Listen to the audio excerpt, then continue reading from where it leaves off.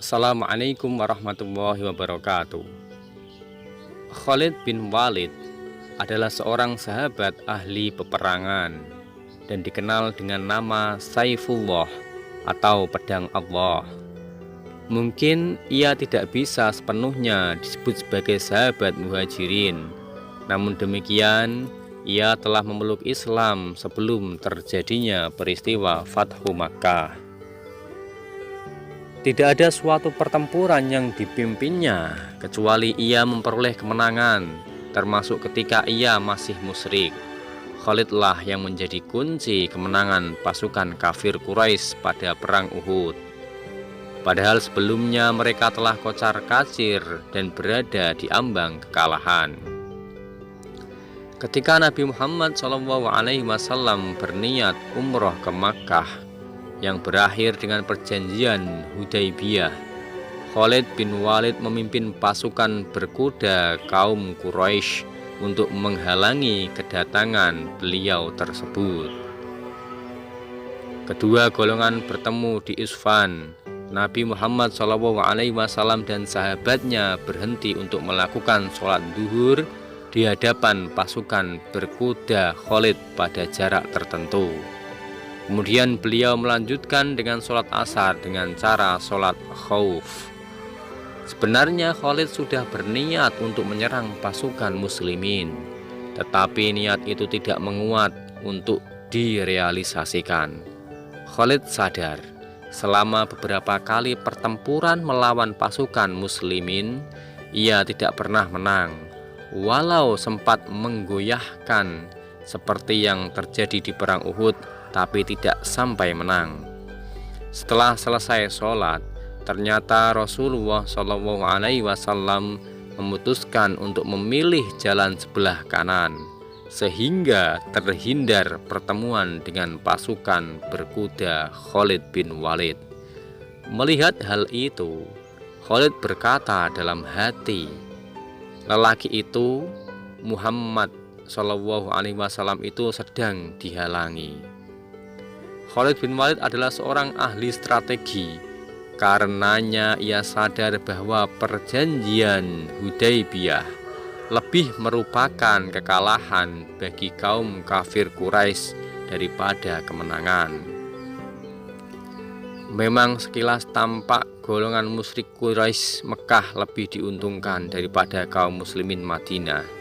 Seperti juga persepsi sebagian besar kaum muslimin, termasuk Umar bin Khattab, tetapi tidak di mata Khalid bin Walid.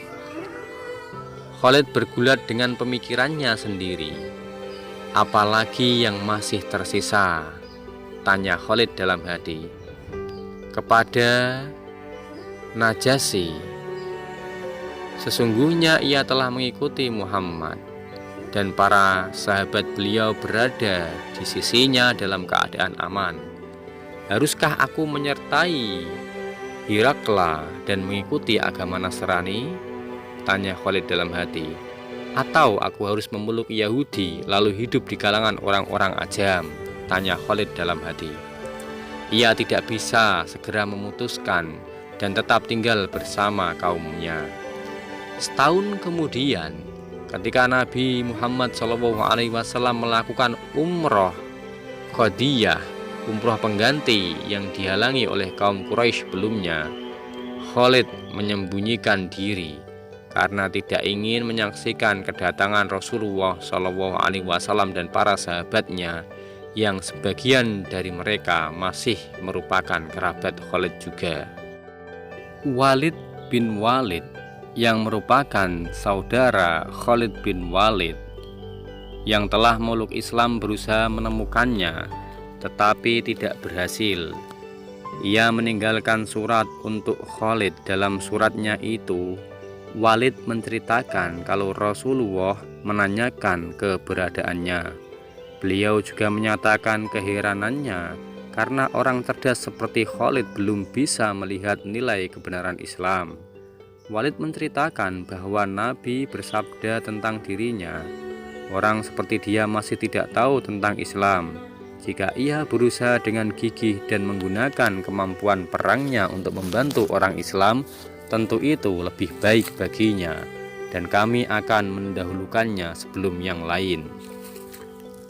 Surat dari Walid ini seolah menjadi jalan keluar dari kebimbangannya selama ini. Ada kegairahan untuk memeluk Islam. Ia pun bermimpi seolah-olah berada di suatu negeri yang sangat sempit. Kemudian ia keluar menuju suatu negeri yang subur, menghijau, dan sangat luas. Ia membenarkan mimpinya ini dan menganggapnya sebagai perintah untuk pergi ke Madinah menemui Rasulullah dan memeluk Islam. Perjalanan ke Madinah tidaklah mudah untuk ditempuh sendirian. Karena itu ia memerlukan seorang teman perjalanan yang sepaham dengannya, yang sekaligus bersedia untuk memeluk Islam. Khalid memilih di antara temannya adalah, pertama ia mengajak Safwan bin Umayyah, tetapi Safwan menolak dengan penolakan yang kuat. Bahkan ia berkata, "Jika tiada siapapun lagi yang tersisa kecuali aku, pasti aku tidak akan mengikutinya selama-lamanya." Khalid bisa memaklumi karena bapak dan saudaranya terbunuh di perang Badar, sehingga ia begitu dendam kepada Rasul. Begitu dendamnya hingga ia pernah membiayai Umair bin Wahab untuk membunuh Nabi Muhammad setelah perang Badar selesai. Tetapi makarnya ini justru membuat Umair bin Wahab masuk Islam. Kemudian Khalid menghubungi Ikrimah bin Abu Jahal, tetapi ia pun memberikan jawaban yang kurang lebih sama dengan Safwan. Khalid minta kepada Ikrimah untuk merahasiakan niatnya ini dari orang-orang Quraisy, dan Ikrimah pun menyetujuinya. Akhirnya ia memutuskan untuk berangkat sendiri karena tidak ada yang mau diajaknya pergi. Ketika sedang mempersiapkan perbekalan dan tunggangannya, Khalid melihat salah seorang sahabatnya yang lain, yaitu Utsman bin Tolhah. Ia ingin memberitahukan niatnya, tetapi sempat ragu-ragu karena seperti halnya Safwan dan Ikrimah, banyak saudaranya yang terbunuh ketika perang melawan Rasul. Bagaimanapun, ia sudah dalam proses keberangkatan. Karena itu tidak ada salahnya ia memberitahukannya kepada Utsman. Maka Khalid menceritakan apa yang dirasakan, dan akhirnya Utsman pun menyetujui untuk berangkat ke Madinah menemui Rasul. Ternyata Utsman menyambut ajakan Khalid ini. Mereka membuat janji untuk bertemu besok pagi di Ya'juj sekitar 8 mil di kota Mekah. Khalid meninggalkan rumah ketika waktu sahur dan telah menyampai Ya'juj sebelum fajar. Utsman pun telah menunggunya. Mereka meneruskan perjalanan dan beristirahat. Sesampainya di Haddah, tak lama berselang datanglah seorang penunggang unta mendekat, yang ternyata dia adalah Ammar bin As. Ketika orang ini ternyata mempunyai tujuan yang sama, bahkan Ammar bin As telah menyatakan Islam di hadapan Najasyi, Raja Habasyah. Mereka pun bersama-sama menuju Madinah menemui Rasul. Sesampainya di Harrah, di luar kota Madinah, mereka menambatkan ontanya dan Khalid berganti pakaian dengan pakaian yang terbaik dan berangkat menemui Rasul. Walid bin Walid, adik Khalid yang telah menunggunya, berkata, "Bersegeralah, sesungguhnya Rasul telah memberitahu tentang kedatangan kalian dan beliau sangat gembira. Beliau telah menunggu kedatangan kalian." Mereka bertiga mempercepat langkah menuju masjid di mana Rasul telah menunggu. Khalid mengucap salam kepada beliau. Setelah dijawab, ia langsung mengucap syahadat sebagai baiat keislamannya. Nabi bersabda, "Marilah, segala puji bagi Allah yang telah memberikan hidayah kepadamu. Sungguh aku telah melihat engkau sebagai orang yang berakal dan cerdik, dan aku berharap akalmu tidak akan mengantarmu kecuali kepada kebaikan semata." Khalid berkata, "Wahai Rasul, sesungguhnya aku telah terlibat dengan beberapa pertempuran melawan engkau dengan penuh penentangan. Hendaknya engkau memohon ampun kepada Allah atas semua perbuatanku." Nabi SAW mendoakan ampun untuk Khalid seperti yang diminta. Setelah itu menyusul Ammar dan Utsman menghadap Rasul menyatakan baiat keislamannya. Khalid begitu ingin memperoleh mati syahid, tetapi kehendak Allah berbicara lain. Begitu banyak pertempuran dan perjuangan yang diterjuni oleh Khalid bahkan terkadang terkesan nekat demi untuk gugur sebagai syahid, tetapi tidak pernah menjadi kenyataan karena setiap pertempuran yang diikuti ataupun dipimpin oleh Khalid atas pertolongan Allah selalu berakhir dengan kemenangan. Mungkin ini tidak lepas dari gelar yang diberikan Rasul kepadanya, yaitu Saifullah, yang berarti pedang Allah, yang dengannya Allah Subhanahu wa Ta'ala meninggikan panji-panji Islam seantero jazirah Arabia. Khalid terbaring sakit di tempat tidurnya ketika tanda-tanda ajalnya telah dekat. Ia berkata, "Sungguh aku telah mencari kematian syahid dan di tempat-tempat yang mungkin ada, tetapi Allah tidak menakdirkan demikian kecuali kematian di atas tempat tidurku ini.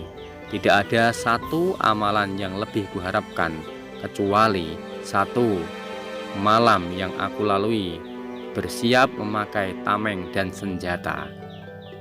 Sedang saat itu hujan sampai pagi, sampai akhirnya kami menyerang musuh. Memang kesibukannya berjuang di jalan Allah membuatnya tidak sempat membaca dan mempelajari Al-Quran dengan intensif. Sebagaimana kebanyakan sahabat lainnya, ia juga berpesan setelah kematiannya kuda dan senjata-senjatanya hendaknya disedekahkan di jalan Allah." Demikian kisah sahabat Khalid bin Walid. Semoga dapat menjadi pelajaran bagi kita untuk memperdalam keislaman dan mempertebal keimanan kita kepada Allah Subhanahu wa Ta'ala. Terima kasih, semoga bermanfaat. Wassalamualaikum warahmatullahi wabarakatuh.